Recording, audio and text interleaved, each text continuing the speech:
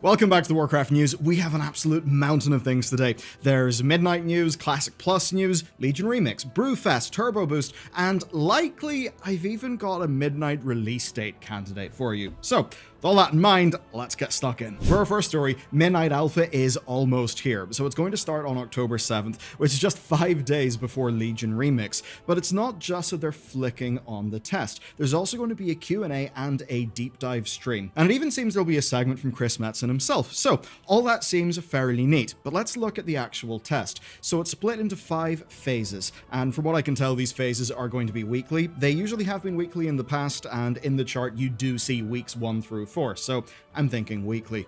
Now, you should expect spoilers from this. We can see that the level up campaign stuff is there, the Arator campaign is also there, and the Arator bit will be testable in phase 1. So, there'll be lots of spoilers, but I suppose the other side of that is, if you want to know in what direction the Warcraft setting is going, we'll actually learn something about that. I know that's important for a lot of people who I think want just a little bit of confidence that the lore is going in the right direction. As for other things, we'll get class updates and the Devourer Demon Hunter on the first week, and you should expect fairly substantial class updates. We actually touched on this in a video a while back, basically making inferences based on the talent trees that Blizzard showed off over at BlizzCon, and at least for, say, like Unholy Decay, well, there's a lot of change. Though to get a complete picture, we'll probably need to wait until Phase 4. That's because Phase 4 brings Apex talents. Now, Apex talents are basically new multi-point talents that appear to be at the bottom of your tree, and overall, we're getting 10 new talent points. I believe 6 of them are going into your spec tree and 4 into the class tree. So overall with that, people were a little bit worried. Like if we had 6 additional talents in our existing spec talents, some builds could get a little bit messy and a bit overcomplicated. Well, these Apex talents should be eating up like 4 of those new talent points. So you'll have 1 or 2 extra points to spare versus now. But yeah, it shouldn't really break things. And honestly, I'm excited to see what the Apex talents are like. I'm pretty happy that it's just one thing for every spec rather than the sort of huge complexity of doing loads more hero talents. As for other things, housing is going to be testable, and overall I'd say this is what we would expect, and the modern alphas that Blizzard have done are actually quite time efficient. Now, another neat thing is that this infographic just makes for a real good feature rundown of the expansion, and it highlights things that a lot of players will have missed, like the 40 versus 40 epic battleground also being a PvP subzone. So essentially you can roam around that place in the regular overworld and then queue into an Epic BG version of it as well. Also, we've seen some more of the max level world activities. Now, 4 of these were covered in a Blizzard blog post a little bit ago, but there is another one that's appeared on this list. So here's what the events are going to involve. There's Sarthuriel's Soiree, which is you balancing reputation between 4 factions of the Blood Elf military, and this is via public events and weeklies. They say it's going to have loads of TBC callbacks, and there are 4 renowned tracks with their own cosmetic rewards. So basically, similar enough to say what we got with the Nerubians. There's another one called Abundance. This is a profession-themed one that they say has got fast-paced, super buffed collection across all of the zones. Then there's Legends of the Harrenir, which basically appears to be magical cave painting vision quest lore snippets. Perhaps it'll fill a similar role to the Titan archive quests that we got in the War Within. The one I'm more interested in though is Stormarian Citadel. In this you protect Void Elves from waves of remnant void anomalies, but the bit that piques my curiosity, as Blizzard says, it's action-packed, skill-based, and involves the careful placement of defenses. Now, I'm not trying to be mean to them, but definitely I'll do a bit of a press F to doubt, purely because usually events like that are a total face roll where, you know, it's just brain off. Now, if they actually do pull something off that is skill-based, that involves carefully placing defenses, that's a wave-based sort of defense scenario, yeah, that could be really fun. Then finally, there's Amani Abyss, which was not in Blizzard's blog, but it is here in the testing roadmap, so maybe that's something new. So that's essentially what we've learned. Phases 1 through 4 are going to go through the various zones, get us up to level 90, and then Phase 5 will add in the initial endgame content and leave the Phase 1 through 4 content all open. At that point, that will basically be the most advanced stage of the alpha, and the next step after that would of course be the beta. What's beta going to lead into? Well, quite obviously, the release of the expansion, and I'll talk a little bit about that later. In terms of big things to watch out for though, well, I want to see how the delve design has changed. I want to see what profession revamps look like, because we're going to get a glimpse of professions fairly early in this test. I want to see the nature of the class changes and the new UI stuff in action. So that's all kicking off October 7th. Just a few days later though, Legion Remix will start, and we've learned a few more things about it. Things that really do, well, give us some pretty major hints as to patch dates. Legion Remix begins October 7th, and it will then roll out in phases. So phase 1 is October 7th. Basically, it's all the initial Legion content. So you'll get artifacts, the new reward vendors, Time-Worn Keystone dungeons, the Heroic World tier, Time-Warped obelisks, which basically give you buffs, and the Order halls, as well as, of course, the initial raids. That's October 7th. Then, a little later in Phase 2, which is October 21st, we get Karazhan, Nighthold, and the whole Suramar campaign. Phase 3 then is 4th of November. That's Broken Shore, Cathedral of Eternal Night, a dungeon that a lot of people really did love back in the day. A dungeon that back in the day with its launch tuning was a little bit like putting your dick in a cheese grater. And then, of course, Tomb of Sargeras. And then there's Phase 4, which is Argus, and, of course, it's not just Argus, it's Eternal Argus, which I guess will be some completely mad version of the fight. Now, here's where it gets interesting. After that, there will be something called Infinite Echoes. This will be on December 9th, and it will involve catch-up, new remix content, and Blizzard says, quote, and more rewards. And, well, let's think about that for a second, especially considering the time and date, because I'd say these almost certainly will be player housing rewards, and a little bit more about that in a sec. Overall, though, you might be wondering, does this feature look good, right? Because there had been quite a few negative headlines and a bit of player concern. What I'd say is that, as far as I understand, Blizzard's 2 waves of player power changes have had a truly massive effect, and I've seen people reporting utterly broken levels of power on the public test realm. So if you want to relive some of the glory day power trip that you had back in Mod Remix, it seems that still will be possible. The other side of things then is the phased rollout. I've seen some criticism of that. Overall, I'd say that the sheer quantity of content involved here is absolutely wild. It truly is. I don't think that the phase rollout is going to be a very bad thing, honestly. And with there being so much content, it should just, I think, help funnel players in a natural enough way. Obviously, we'll see if it feels bad once the content comes out.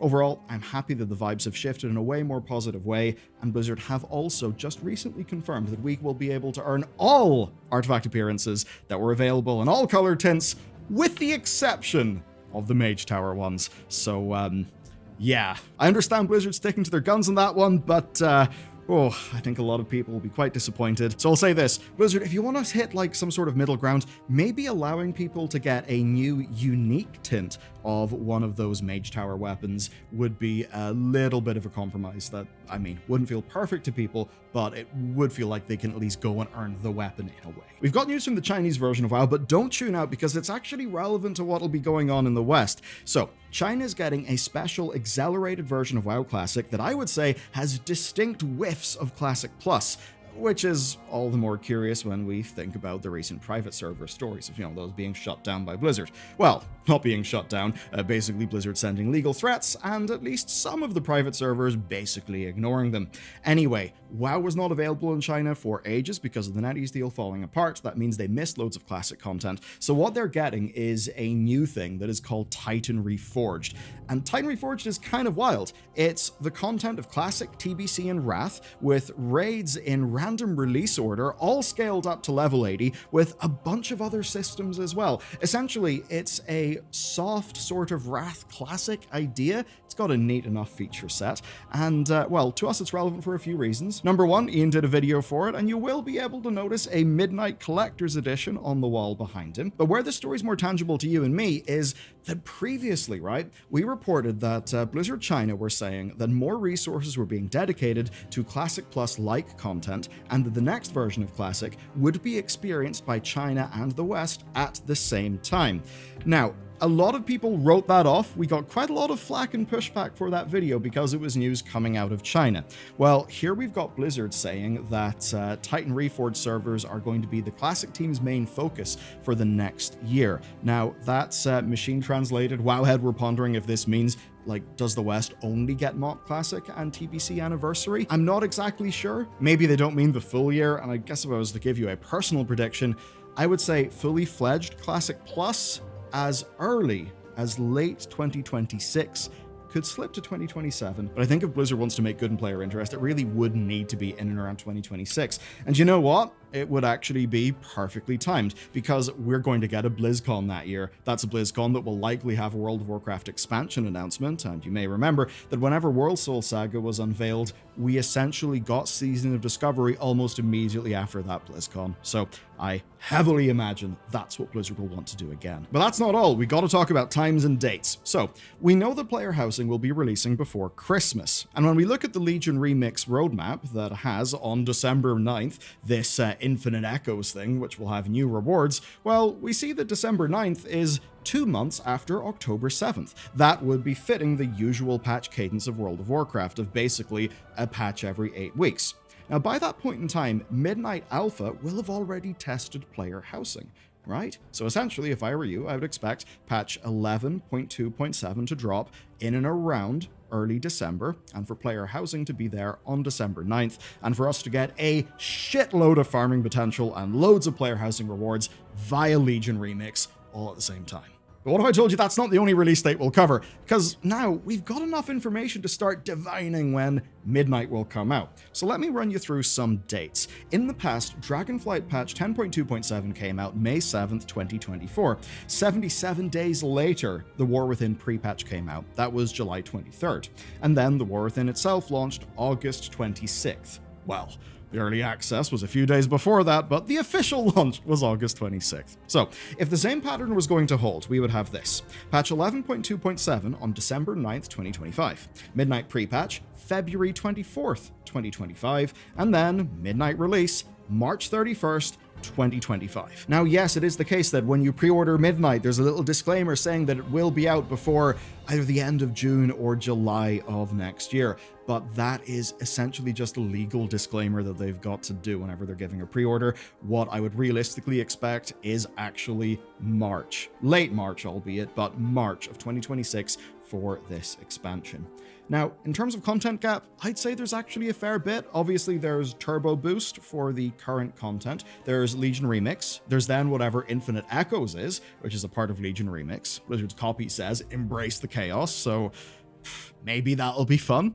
But there's then also other 11.2.7 content. Last time we had a patch like that, it was of course the Darkheart quest. That's the one that introduced like Illyria, Xal'atath, Locust Walker, which was obviously very relevant to the story of the War Within. So expect some sort of prologue questing to be going on. But that's not it. We're also going to get the new player experience, which will include a condensed War Within campaign. If you want to learn more about that, well, I published a video on it just a few days ago. But with that said, let's talk about the stuff that we are going to feel very shortly in patch 11.2.5. Alright, so just a quick note on Turbo Boost. On the 7th of October, the Hero and Myth tracks will be extended by 2 upgrade levels. You'll also be able to recraft your crafted gear to a higher item level using an augmentation matrix, and Blizzard says that soon after, Warbound gear drops will increase greatly for Mythic Plus and Raid, and Valor Stones will be Warband transferable. Yes, very fun. Why do Valor Stones exist? I think at this stage, no one's really sure.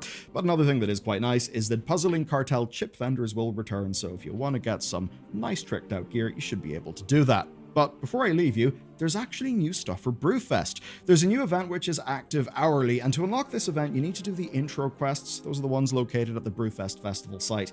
The event itself is simple enough. You do activities, you fill the bar, a boss spawns, you kill the boss. And as you may predict, at 3 different score thresholds, there are 3 different qualities of loot box, and it seems you can just get as many of these loot boxes as you can farm, so yeah, you can just do this shit on the hour, I guess, for this entire event. Now, those boxes can contain prize tokens, some of the new transmog set items, and some new Dark Iron themed weapons. And to go with those Dark Iron weapons, there's a new Dark Iron themed set. Pieces of it cost between like 150 and 250 tokens each, so it's a little pricey. God damn, it looks gorgeous. And there's also 2 other more simple kind of chef sets that I think are pretty sweet. But it's not just that, because Corin Dire Brew has been updated where you can now drop a new mount called the Brewfest Barrel Bomber, which honestly I think looks pretty damn sick, and you've got a chance of getting this once per day per account. And from all the wording that I've been able to see, that's it. So further farming within the same day, within the same account, will be useless, at least for the sake of getting that mount. So there you go, an utter shitload of Warcraft news. And if you want to learn more about what this new player experience is going to be, check out this video next. I think you'll find it quite fascinating.